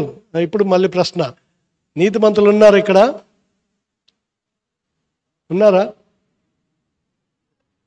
ఇట్లా చదివితే మీకు అందరికి భయం వేస్తుంది. ఇప్పుడు నేనేం చేతులు ఊపుతున్నా, మీ చేతులు ఎత్తడానికి భయం, ఇట్లా చదివాడు కదా అని. యేసు ప్రభు సిలువ కార్యానికి ముందు నీతిమంతుడు ఒక్కడును లేడు. కానీ ఆయన సిలువ మరణము తర్వాత, ఆయన సిలువ మరణాన్ని చూసి విశ్వసించిన వాళ్ళందరూ మరి చేతులు ఎత్తడానికి చేతులు ఎందుకు? అసలు మన స్టేటస్ ఏంటో మనకు అర్థం కావట్లా. చాలాసార్లు మన ప్రార్థనలో శక్తి ఎందుకు లేదంటే దేవుని ముందర మన స్టేటస్, మన పొజిషన్ మనకు అర్థం కాదు. అర్థం అన్నప్పుడు మన ప్రార్థన బలహీనమైన ప్రార్థన. ఇప్పుడు మరలా గుర్తు చేస్తాను, కొన్ని ఇట్లా రివర్స్లో చదివితే మనకు రివర్స్ బాగా అర్థమవుతాయి కానీ కరెక్ట్గా అర్థం కావు. స్ట్రైట్గా చెప్పే కంటే రివర్స్ చెప్పేటివి తొందరగా అర్థమవుతాయి. నీతిమంతుడు ఒక్కరు లేడంటే అబ్బా ఎవరు లేడులే, ఇంకా సేఫ్ మనమంతా అనుకుంటారు. అంటే మన పొజిషన్ మనకు అర్థం కాదు. అలా కాదు, నేను దేవుని ఎదుట నీతిమంతుడిని, దేవుడు నన్ను అలా చూస్తున్నాడని మనకు చెప్పుకోవడానికి ధైర్యం, వాయిస్ రాదు. నీతిమంతుని ప్రార్థన మనపూర్వకమైనదై, బహుబలము గలదై, రోగికి స్వస్థత, పాపికి క్షమాపణ తీసుకురాగలిగినంత శక్తివంతమైన ప్రార్థన. ఇప్పుడు చూడండి, ఇక్కడ నీతిమంతులు అందరూ కలిసి ప్రార్థన చేస్తే ఏం జరగాలి? రోగికి స్వస్థత జరగాలి, పాపికి పాప క్షమాపణ జరగాల్సిందే. ఎందుకంటే నీతిమంతుని ప్రార్థన దేవుడు అలాగూ నేను అంగీకరిస్తా అని చెప్పాడు కదా. ఇంత బలమైన నమ్మకముని ప్రార్థన చేసామనుకోండి, భూమి కంపించాలంటే చెరసాల వణికిపోవాలి, ఇట్లా గేట్లు ఓపెన్ అయిపోవాలి. చాలాసార్లు ఆ శక్తి, ఆ నమ్మకం, ఆ విశ్వాసం మనకు రాక ప్రార్థన చేస్తుంటాం కానీ దాని శక్తిని నమ్మం. ఆదిమ సంఘం ఆసక్తితోనే ప్రార్థన చేశారు. ప్రార్థన చేస్తుంటే దేవా పేతురుని ఎట్లయినా విడిపించు దేవా అని ప్రార్థన చేసింటారు. దేవుడు పేతురుని బయటికి తీసుకొచ్చాడు, వాళ్ళ ఇంటికే, ప్రార్థన చేస్తున్న ఇంటికే. తలుపు కొడితే చిన్నది వచ్చి పేతురు వచ్చాడంటే నమ్మట్లా వాళ్ళు. విడిపించమని ప్రార్థన చేస్తున్నారు, దేవుడు విడిపించాడు, పేతురు వచ్చాడంటే నమ్మట్లా. అబ్బే అని జరగలేదు. ఎందుకు? దేవుడు విడిపిస్తాడని నమ్మడం కంటే ప్రభుత్వం యొక్క చెరసాల ఎంత భద్రంగా ఉంటుందో దాని మీద నమ్మకం ఉంది. ఆయన ఉన్న చెరసాల ఎన్ని అంచెల భద్రతలో ఉంటుంది, అది దాటి ఇది దాటి అవన్నీ దాటుకొని ఈయన ఒక్కడు ఎవరి తోడు లేకుండా ఎట్లొస్తాడమ్మా? బాణం. ఇది సాధ్యమా? చాలాసార్లు మన ప్రార్థనలు నిర్వీర్యంగా అయిపోతున్నాయి. కారణం ఏంటంటే మనము ప్రార్థనలో ఎంత శక్తి ఉందో నమ్మము. ఆ ప్రార్థనలో శక్తి ఎప్పుడు వస్తుందంటే మనం ఏమిటో దేవుని ముందు అది అర్థం అవ్వాలి. దేవుని ఎదుట నేను నీతిమంతుడిగా నిలబడుతున్నాను, దేవుని ఎదుట నేను ప్రార్థన చేస్తే నీతిమంతురాలిగా ప్రార్థన చేస్తున్నాను. నా ప్రార్థనలో బహుబలం ఉంది, శక్తి ఉంది. అది చెరసాలనైనా ఇట్లా కుదిపేస్తుంది, గేట్లను బద్దలు చేస్తుంది, విడుదల తెస్తుంది. ఇది నమ్మితే నీ ప్రార్థన రేపటి నుంచి చూడండి ఎలా ఉంటుందో. భూమి ఇట్లా వణికిపోవాలంతే. ఏ భూమి? ఇది కాదు. ఈ భూమి వణకదు. వణికే భూమి ఇంకోటి ఉంటుంది. ఎక్కడది? పాతాళంలో సాతాను యొక్క భూమి ఉంటుంది చూడు, అది కంపిస్తుంది. పాతాళపు ద్వారాలు ఇట్లా ఓపెన్ అయిపోవాలంతే. అక్కడ వణుకుతారు, ఇక్కడ కాదు. మనం ఇక్కడ ప్రార్థన చేస్తే కింద వణకాలి. ప్రేమను వాళ్ళారా, ఎందుకు ఈ పాయింట్ పదే ఎన్నిసార్లు అయినా మాట్లాడాల్సి వస్తుందంటే దేవుని ఎదుట మనము నీతిమంతులం అన్న స్టేటస్, మన ప్రార్థన జీవితాన్ని, మనం చూసే విధానాన్ని, మనం మాట్లాడే విధానాన్ని, మనకున్న శక్తిని అన్నిటినీ ఒక్కసారి బయటికి తీసుకొస్తుంది. ఇప్పుడు ప్రార్థన చేస్తే కింద పాతాళం కూడా వణుకుతుందని మనం నమ్మాలి. మనం ప్రార్థన చేస్తే సాతానుకు మోకాళ్ళు ఇట్ట షివర్ అవుతాయి, కడకడ ఎముకలు కొట్టుకుంటాయని మనం నమ్మాలి. అది మనం నమ్మాలి.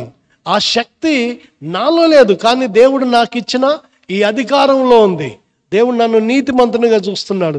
ఇప్పుడు నేను ప్రార్థన చేస్తే ఆ ప్రార్థనకు నా చుట్టూన్న ప్రపంచమే కదిలిపోద్ది. ఇది నమ్మగలిగితే మన ప్రార్థన ఎంత శక్తివంతమవుతుంది.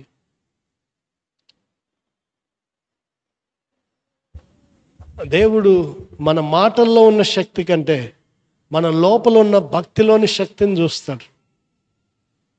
లోపల ఉన్న భక్తిలోని శక్తిని చూస్తాడు. కొంతమంది ప్రార్థన చేయమంటే చర్చి రూఫ్లు ఎగిరిపోయేటట్లు ఓని కేకలేస్తుంటారు. అందులో శక్తి లేదు.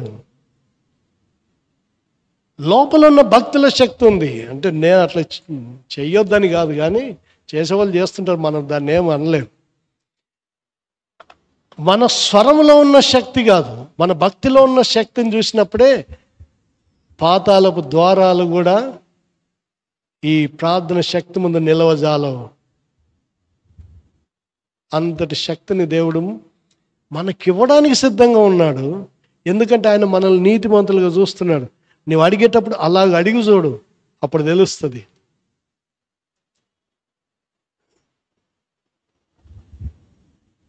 ఈ సబ్జెక్ట్ని ఎంతైనా మీరు పర్సనల్గా ధ్యానించండి. చెప్పుకుంటూ పోతే ఎన్ని వారాలైనా చెప్పొచ్చు, కానీ ఈ ఒక్క టాపిక్ మీదనే మనకంత సమయం లేదు.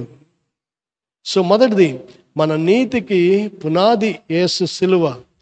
అక్కడ ఆయన చూపించిన విధేయత, శిలువ మరణ మగనంతగా విధేయత చూపించి ఆయన ప్రాణం పెట్టినందువల్ల నాకు నేనేమీ కష్టపడకుండా, ఏమీ కానుకలు ఇవ్వకుండా, ఏమీ వెండి బంగారములు ఇవ్వకుండా ఉచితముగా నేను నీతిమంతునిగా తీర్చబడ్డాను. ఉచితముగా నేను నీతిమంతునిగా తీర్చబడ్డాను. ఇందులోనే అసలైన సిరి సంపదలు ఉన్నాయి. ఎవరు నేను?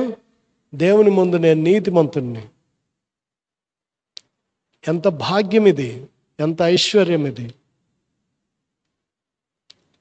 పేతురు యోహానుల దగ్గర వెండి బంగారం లేవు, గాడివాని దగ్గర ఉంది. గాడివాని దగ్గర వెండి బంగారములు ఉన్నాయి, పేతురు దగ్గర వెండి బంగారం లేవు. గాడివాడు వెండి బంగారం ఇస్తా అంటున్నాడు, పేతురు ఏమంటున్నాడు? అపొస్తలుల కార్యం 4వ అధ్యాయంలో, మా దగ్గర వెండి బంగారం లేవు, నీ దగ్గర ఐశ్వర్యం ఉంది కానీ నీ దగ్గర నీతి లేదు, భక్తి లేదు. నా దగ్గర ఐశ్వర్యం లేదు, వెండి బంగారం లేవు, కానీ నా దగ్గర ఐశ్వర్యం ఉంది. ఏ ఐశ్వర్యం అంటే యేసు నామం అనే ఐశ్వర్యం ఉంది. ఆ నామం వల్ల నాకు కలిగిన నీతి అనే ధైర్యం ఉంది. ఆ ధైర్యంతో చెప్తున్నా, లేచి నిలబడంటే లేచి నిలబడి గంతులు వేశాడు.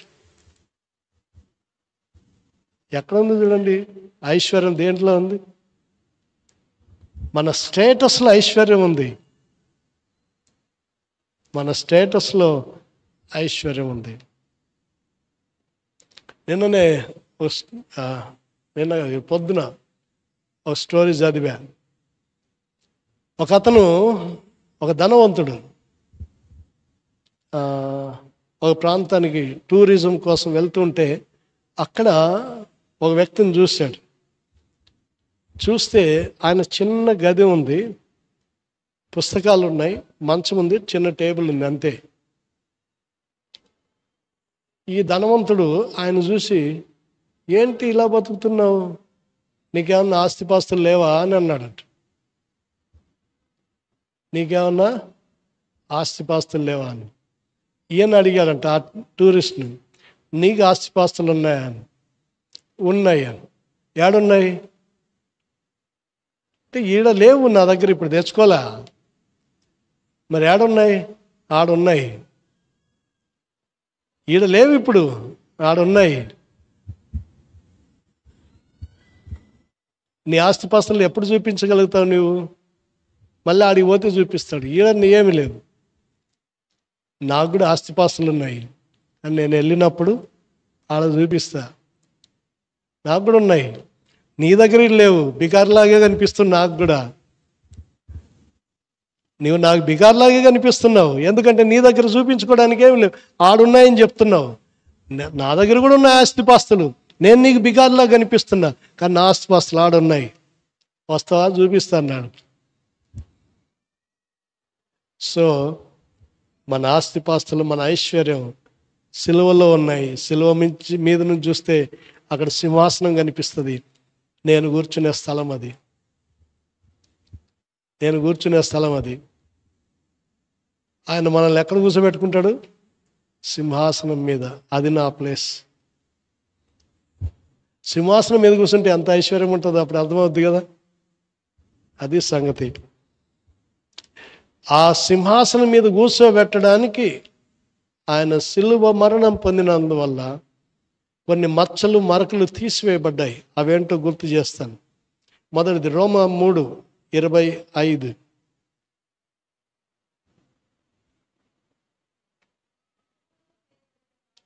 పూర్వము చేయబడిన పాపములను తన ఓరిమి వలన ఉపేక్షించినందున.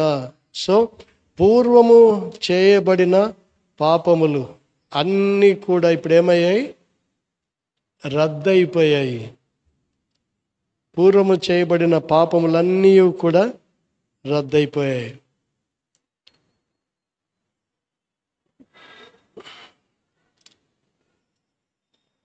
కొన్ని 1-2 ఉదాహరణలు చూద్దాం. గలతీ 3:13.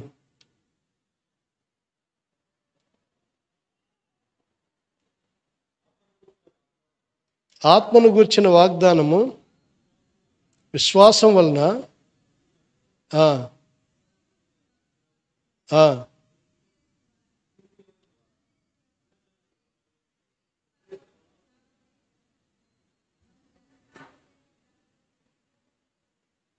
ఓకే ఓకే ఓకే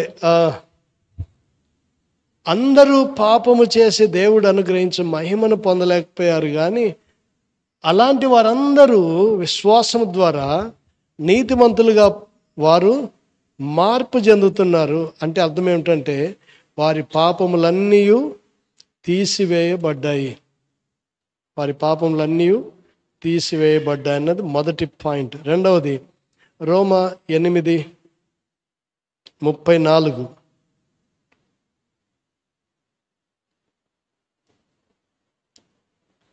శిక్ష విధించువాడెవడు? చనిపోయిన క్రీస్తు యేసే. అంతేకాదు మృతులలో నుండి లేచిన వాడును దేవుని కుడిపార్శ్వమున ఉన్నవాడును మన కొరకు కూడా విజ్ఞాపనం చేయువాడును ఆయనే. శిక్ష విధించువాడెవరు? ఆయనే. ఎవరు? యేసుక్రీస్తే. మనకేదైనా శిక్ష విధించాలంటే అధికారం ఎవరికుంది? ఆయనకుంది. కానీ ఆయన సిలువలో మరణించినందువల్ల ఏం చేశాడు? 8:1 ఇదే అధ్యాయమే.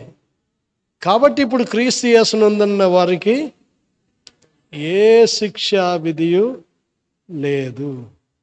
సో యేసు ప్రభు మనల్ని దేవుని ఎదుట నీతిమంతులుగా నిలబెట్టడానికి ఆయన చేసిన పని ఏమిటంటే మన పాపములు తీసివేశాడు, మనము భరించాల్సిన శిక్షను తీసివేశాడు, మనము దేవునికి మన మీద ఉన్న ఉగ్రతను కూడా తీసివేశాడు. 3 తీసివేస్తే తప్ప దేవునికి మనం నీతిమంతులుగా కనపడం. మొదటిది దేవునికి మన మీద ఉన్న ఉగ్రత, రెండవది మన పాపము, మూడవది దానికి వచ్చే శిక్ష. వరుసగా సీక్వెన్స్ లాగా ఉన్నాయి. వీటిని తీసివేస్తే తప్ప ఏ మానవుడు దేవుని ముందు నీతిమంతుడిగా కనపడడు. సో ఇప్పుడు చెప్పండి, మనం 3 విషయాలు ఓపెన్గా చెప్పాలి.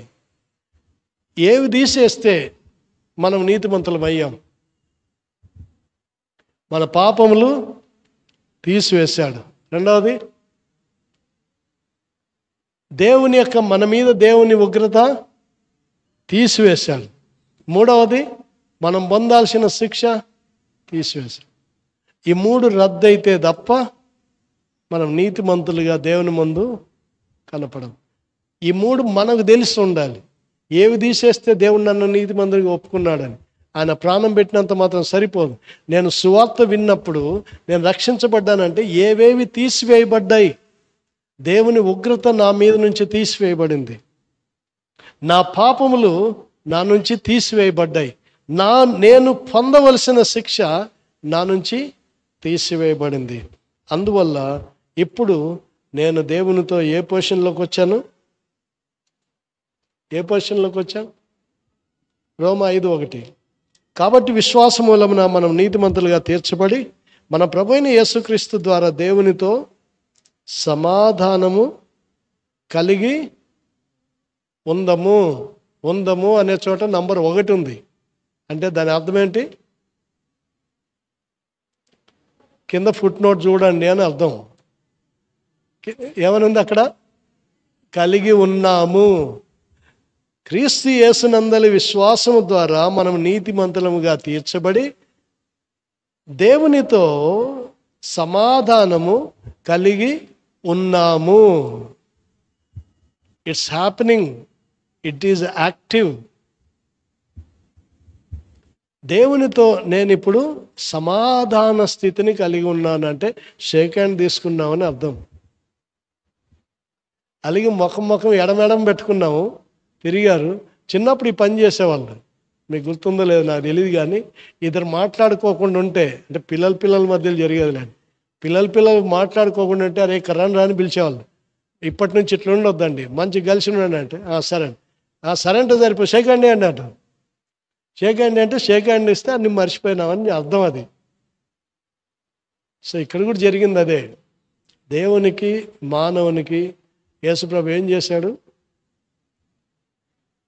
షేక్ హ్యాండ్ అని చెప్పాడు. సమాధానం కలిగి ఉన్నామంటే అదే అర్థం. దేవునికి సిలువలో జరిగింది ఏమిటి? ఆయన 2 చేతులను ఇలాగో చేయి పైకి జాపి తండ్రి చేయిని పట్టుకున్నాడు. ఇలాగ ఇంకో చేయిని బట్టి భూమి మీద ఉన్న మానవుడిని, పరలోకంలో ఉన్న తండ్రిని 2 చేతులను తీసుకొచ్చి కలిపేశాడు. షేక్ హ్యాండ్ అంటే ఏమిటి? సమాధానము కలిగి ఉన్నాం. మనం దేవునితో సమాధానం కలిగి ఉన్నాం. ఎందుకంటే ఉగ్రత తీసివేయబడింది, పాపం తీసివేయబడింది, శిక్ష తీసివేయబడింది.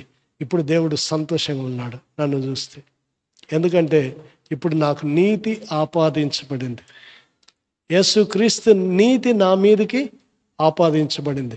నా పాపము ఆయన మీదకి ఆపాదించబడింది, ఆయన నీతి నా మీదకి ఆపాదించబడింది. ఇప్పుడు దేవుడు నన్ను చూస్తుంటే నేను నీతిమంతునిగా కనపడుతున్నాను, నీతిమంతురాలుగా కనపడుతున్నాను. ఆయన షేక్ హ్యాండ్ ఇస్తాడు.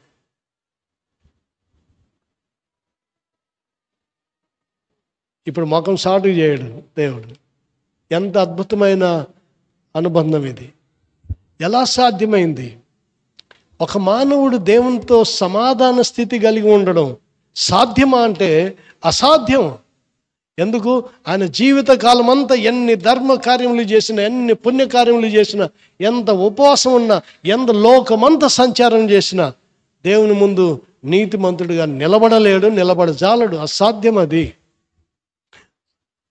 మరణిస్తే పరలోకానికి చేయడం అసాధ్యం అది. ఆ మార్గాన్ని ఓపెన్ చేసి యేసుప్రభు మనిషిని దేవునితో సమాధానపరిచాడు. ఈ సమాధానం ఎక్కడి నుంచి వచ్చింది అని అంటే మనం ఇదివరకే చదువుకున్నాం. రోమా 1:16.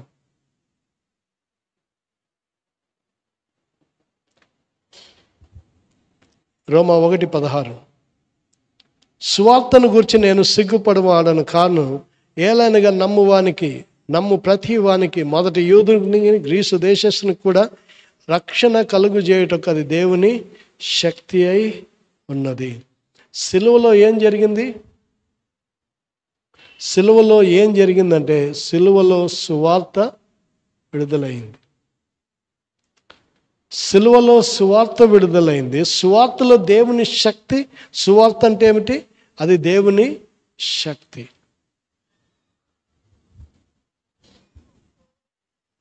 పాప క్షమాపణ గురించిన సువార్త ప్రకటించబడింది. ఒక పాపి పరదైసులో చేర్చబడ్డానికి సువార్త ప్రకటించబడింది. అద్భుతమైన సువార్త ప్రకటించబడింది సిలువలోనే. సిలువలో ఉన్న సిరి సంపదలు ఏమిటి? పాపికి రక్షణ, పరలోక భాగ్యం.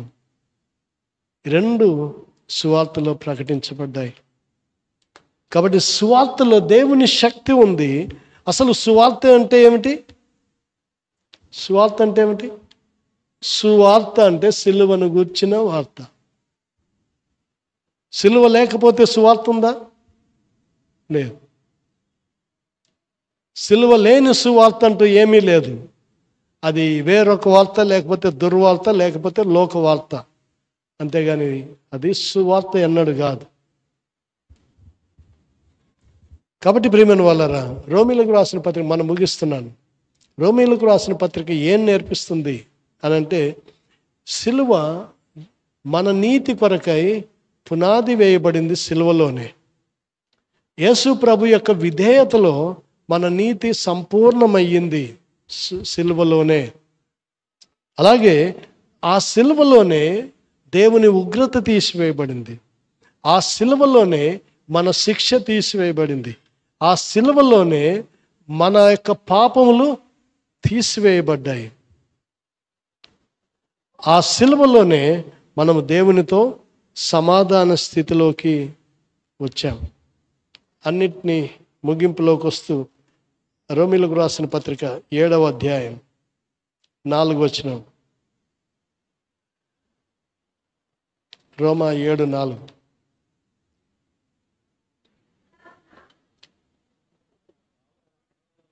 కావున నా సహోదరులారా, మనము దేవుని కొరకు ఫలమును ఫలించినట్లు మృతులలో నుండి లేపబడిన క్రీస్తు అని వేరొకని చేరుటకై మీరును ఆయన శరీరం ద్వారా ధర్మశాస్త్ర విషయమై మృతులైతిరి. ఈ లైన్ అర్థం చేసుకోవడానికి ప్రయత్నం చేయండి. ఒకరోజు అర్థమైతే మంచిదే, 2-3 రోజులు కష్టపడి అర్థం చేసుకున్నా పర్లేదు. ప్రతి లైన్ చాలా గూఢార్థాలతో కూడిన భాగముగా రోమీలకు రాసిన పత్రిక ఉంటుంది. మనము దేవుని కొరకు ఫలము ఫలించినట్లు, మనము దేవుని కొరకు ఫలించాలి అంటే, క్రీస్తుని చేరుకోవాలి. క్రీస్తుని చేరుకోవాలంటే ఆయన శరీరం ద్వారా ధర్మశాస్త్ర విషయమై మృతులు అవ్వాలి. ఆయన శరీరం ద్వారా అంటే ఆయనతో కూడా మనము సిలువ వేయబడాలి, ఆయనతో కూడా సిలువ వేయబడాలి, ఆయనతో కూడా పాతి పెట్టబడాలి, ఆయనతో కూడా లేపబడాలి. అప్పుడే మనము ఫలించగలుగుతాం. సో ఇక్కడ ఏం చెప్తున్నామంటే, identifying with Christ death, burial and resurrection. యేసుక్రీస్తు యొక్క మరణ, సమాధి, పునరుత్థానములతో మనము ఏకత్వము కలిగిన వారమైతే తప్ప ఫలించలేము. అది ఫైనల్గా మనము నేర్చుకుంటున్నది. అందుకనే 6వ అధ్యాయం అంతా చూడండి. ఈ యొక్క బాప్తిస్మంను గురించి, ఆ సారాంశం గురించి అనేక సంగతులు రాయబడి ఉన్నాయి. సో ఇక్కడ మనకు ఆ మాటలన్నీ 6వ అధ్యాయం చదువుకుంటే మీకు అర్థమవుతుంది. టైం అయిపోయింది కాబట్టి ముగింపులో ఈ మాట చెప్తున్నాను. ధర్మశాస్త్ర విషయమై మృతులై దేవుని కొరకు ఫలించడానికి మనం యేసుక్రీస్తు సిలువలో ఏకత్వమును అనుభవించాలి, ఏకత్వమును పొందాలి. సో సిలువలో ఉన్న సిరులేమిటి, సిరి సంపదలేమిటి అనంటే, మన నీతి, మనకు దేవునితో సమాధానము, మనకు దేవుడిచ్చిన స్వార్థ, దేవుడిని మనకు అంటే ప్రభువైన యేసుక్రీస్తు తీసివేసిన ఉగ్రత, తీసివేసిన శిక్ష, తీసివేసిన పాపములు, ఇవన్నీ కూడా దేవుని ఎదుట మనల్ని నీతిమంతులుగా నిలబెట్టి, సమాధానంతో నిలబెట్టి, సువార్తతో మనల్ని నిలబెట్టి, ఫలించువారుగా నిలబెట్టి, మనకు ఒక గ్యారంటీ, మన లైఫ్ ఒక గ్యారంటీ. రోజుల్లో ముగిస్తున్నాను. ఎలక్షన్ల సీజన్ కదా, ప్రతి పార్టీ ఏమంటారంటే మేము గ్యారంటీ ఇస్తాం అంటారు. గ్యారంటీ ఇస్తారా? ఈ 40 రోజుల వరకే ఈ గ్యారంటీ మాటలన్నీ, ఆ తర్వాత ఉంటాయిలో తెలియదు. మనుషుల మాటలకు గ్యారంటీలు లేవు, రాజకీయ మాటలకు గ్యారంటీలు లేవు. నమ్మామా, తర్వాత మోసపోయాను, మళ్ళీ ఏడుస్తాం అంతే. మనుషుల మాటలకు భరోసా లేదు, భద్రత లేదు. కానీ యేసు ప్రభు సిలువపై పలికిన మాటల్లో కానీ, ఆయన సిలువపై చేసిన కార్యంలో కానీ, చూపించిన ప్రేమలో కానీ గ్యారంటీ ఉంది. ఎప్పటి వరకు? Life time guarantee.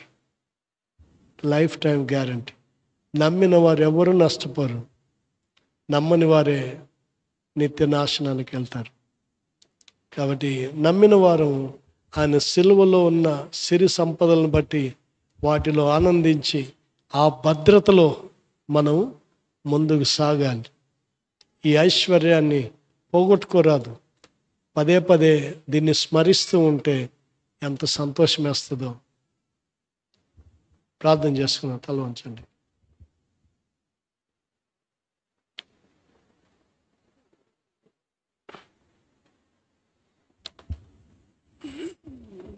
మా ప్రియ పరలోకపు తండ్రి, ఈ భూమి మీద మేము జీవించినంత కాలం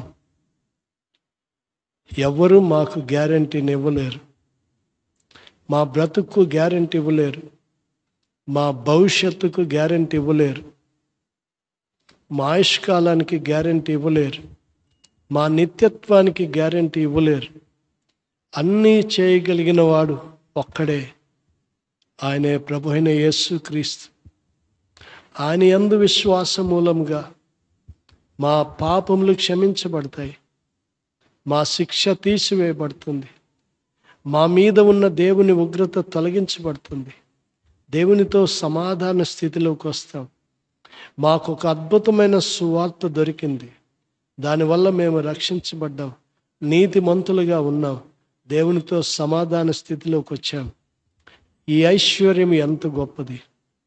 లోకంలో అనేకులకు లేదు, రాజులకు లేదు, అధికారులకు లేదు, ధనవంతులకు లేదు, ప్రపంచంలో సంపన్నులుగా ఉన్న వారికి లేని ఐశ్వర్యం, బిల్ గేట్స్ అంబానీలకు లేనటువంటి ఐశ్వర్యం, వారు రుచి చూడని వారు అనుభవించిన ఐశ్వర్యం యేసుక్రీస్తులో మాకుంది. మేమెంత భాగ్యవంతులం, మేమెంత ధన్యులం. ఈ ధన్యతలో మేము ఆనందిస్తూ మా స్వాస్థ్యమును బట్టి అతిశయపడుతూ, ఈ స్వాస్థ్యమునకు కారణమైన సిలువను బట్టి అతిశయపడచ్చు. సిలువే మా శరణం అని ఎల్లప్పుడూ సిలువను ఆశ్రయించి, సిలువనెత్తుకొని, సిలువ నీడలో మా ప్రయాణం కొనసాగించు వారంలాగా నడుచుటకు కృపను, శక్తిని, బలమును దయచేయమని, అంతము వరకు తోడుగా ఉండమని. ఒక రోజున మీ ఎదుట నిలబడినప్పుడు బల నమ్మకమైన దాసుడా, దాసురాల అనిపించుకోగలిగినట్లుగా సిలువనెత్తుకొని నడుచుటకు, మిమ్మల్ని వెంబడించుటకు కృప దయచేయమని యేసు నామమున వేడుకొంచున్నాం తండ్రి. ఆమె. కొంచెం టైం ఎక్కువైంది, ఏమనుకోకండి. ఫ్లోలో కొంచెం దాటిపోయాం టైము.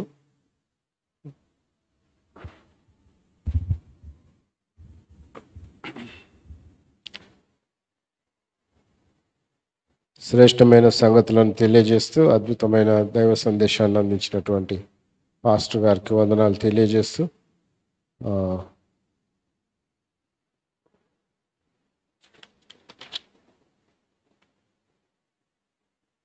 రాజా ఐజయ్ గారు, కో కన్వీనర్, వారిని ప్రకటనలు చేయవలసిందిగా.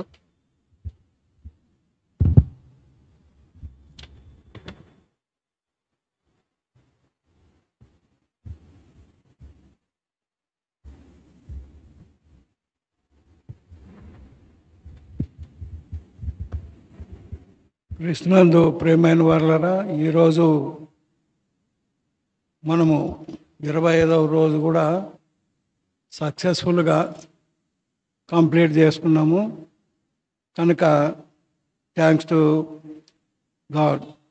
అధ్యక్షులుగా రెవరెండ్ పిఎస్ జాన్ గారు ఉండి కార్యక్రమాన్ని నడిపినందుకు ఆయనకు ధన్యవాదాలు. మరి reverend doctor K Victor Emmanuel గారు మనకు చక్కటి వాక్యోపదేశం గావించినందులకు ఆయనకు ధన్యవాదాలు తెలుపుతున్నాము. ప్రారంభ ప్రార్థన చేసినటువంటి ఎం సుందర్రాజు గారికి, మరి బైబిల్ పఠనం చేసినటువంటి సుష్మా శరణ్య గారికి, ప్రత్యేక పాట పాడి మరి పాడినటువంటి శ్రీమతి సువేదమ్మ పాస్టమ్మ గారికి, మరి వాక్యానికి ముందు మనల్ని ప్రార్థనలో నడిపించినటువంటి శ్రీమతి బి సరోజమ్మ గారికి ధన్యవాదాలు. ఇప్పుడు ఎం పుల్లయ్య గారు ముగింపు ప్రార్థన చేస్తారు. మన పాస్టర్ గారు ఆశీర్వాదం ఇస్తారు. ఈరోజు మరి రిఫ్రెష్మెంట్ కొరకు స్పాన్సర్ చేసిన వారు దేవరాజు గారు, రోజా స్ట్రీట్. దేవరాజు గారు, రోజా స్ట్రీట్.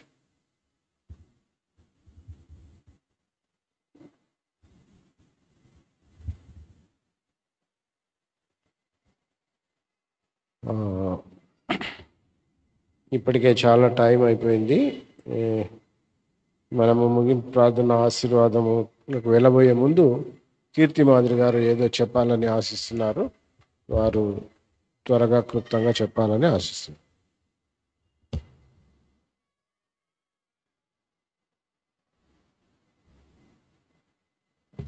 అందరికీ ప్రైజ్ లార్డ్ అండి.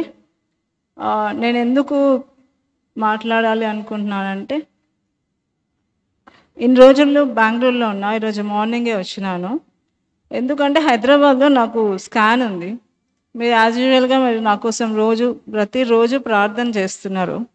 కాకపోతే MRI scan, PET scan maybe తలలో పెరిగిండొచ్చు, అందుకు 2 చేస్తున్నారు.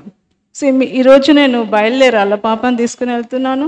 దయచేసి నా గురించి కంటిన్యూగా మీ ప్రార్థనలో నన్ను ఎంచుకున్నాను.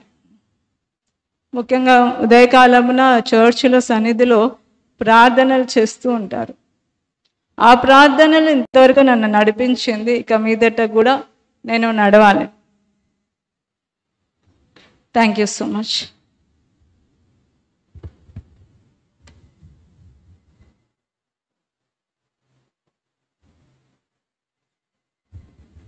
సో వారి విన్నపాన్ని గుర్తుపెట్టుకొని మీరందరూ కూడా వారిని ప్రార్థనలో గుర్తుంచుకోవాల్సిందిగా సంఘాన్ని కోరుతూ, మరి ముగింపు ప్రార్థన ఎంపీ పుల్లయ్య గారు వారు ముగింపు ప్రార్థన చేసిన తర్వాత మన సంఘ కాపరి గారి ఆశీర్వాదంతో కార్యక్రమాన్ని ముగించుకుందాం. అందరం తలలు వంచుకున్నైతే ప్రార్థన చేసి, కృపగలనైనా నీ బంగారు పాదములకు స్తోత్రంనైనా, ఈ మధ్యాహ్న కాలంలో నీ యొక్క నైనా సంఘంలో చేరి నేను స్తుతి భాగ్యం ఇచ్చేందుకు నీకే స్తోత్రంనైనా. ఫిబ్రవరి 14వ తారీఖు నుండి ఈ రోజు వరకు 25 రోజులు నైనా తండ్రి ఉపవాస ప్రార్థనలో ఘనంగా జరిపించినందుకు నీకే స్తోత్రంనైనా. వచ్చిన ప్రతి బిడ్డను దీవించి ఆశీర్వదించండి తండ్రి. సంఘంలో ఎంతోమంది బలహీనంగా ఉన్నారు ప్రభా, వారికి మంచి ఆరోగ్యం దయచేయండి. పరీక్షలు వ్రాయుచున్న బిడ్డలందరినీ దీవించి ఆశీర్వదించని వేడుకుంటున్నాను తండ్రి. వారికి మంచి జ్ఞాపక శక్తిని దయచేయండి నైనా. ఈ కార్యక్రమాలన్నీ నేను నైనా ప్రభా జరిపించుచున్నటువంటి నైనా తండ్రి కమిటీ వారిని, నైనా చైర్మన్ గారిని, సెక్రటరీ గారిని, కోఆర్డినేటర్ గారిని అందరినీ దీవించి ఆశీర్వదించండి. మనందరికీ వాక్యోపదేశం చేస్తున్న పాస్టర్ గారిని దీవించి ఆశీర్వదించండి. ఆయనకున్న బలహీనతలను తీసివేసి మంచి ఆరోగ్యం దయచేయమని, ఆయన కుటుంబంను దీవించి ఆశీర్వదించండి. వచ్చిన ప్రతి బిడ్డను పేరు పేరు వరుసన దీవించి ఆశీర్వదించమని నీ నామమును హెచ్చిస్తూ నేను గణపరుస్తూ ఈ కొద్ది విన్నపములు మా ప్రభు అయిన యేసు క్రీస్తు పేరట బ్రతమాలి వినయంతో వేడుకొనుచున్నాము తండ్రి. ఆమేన్.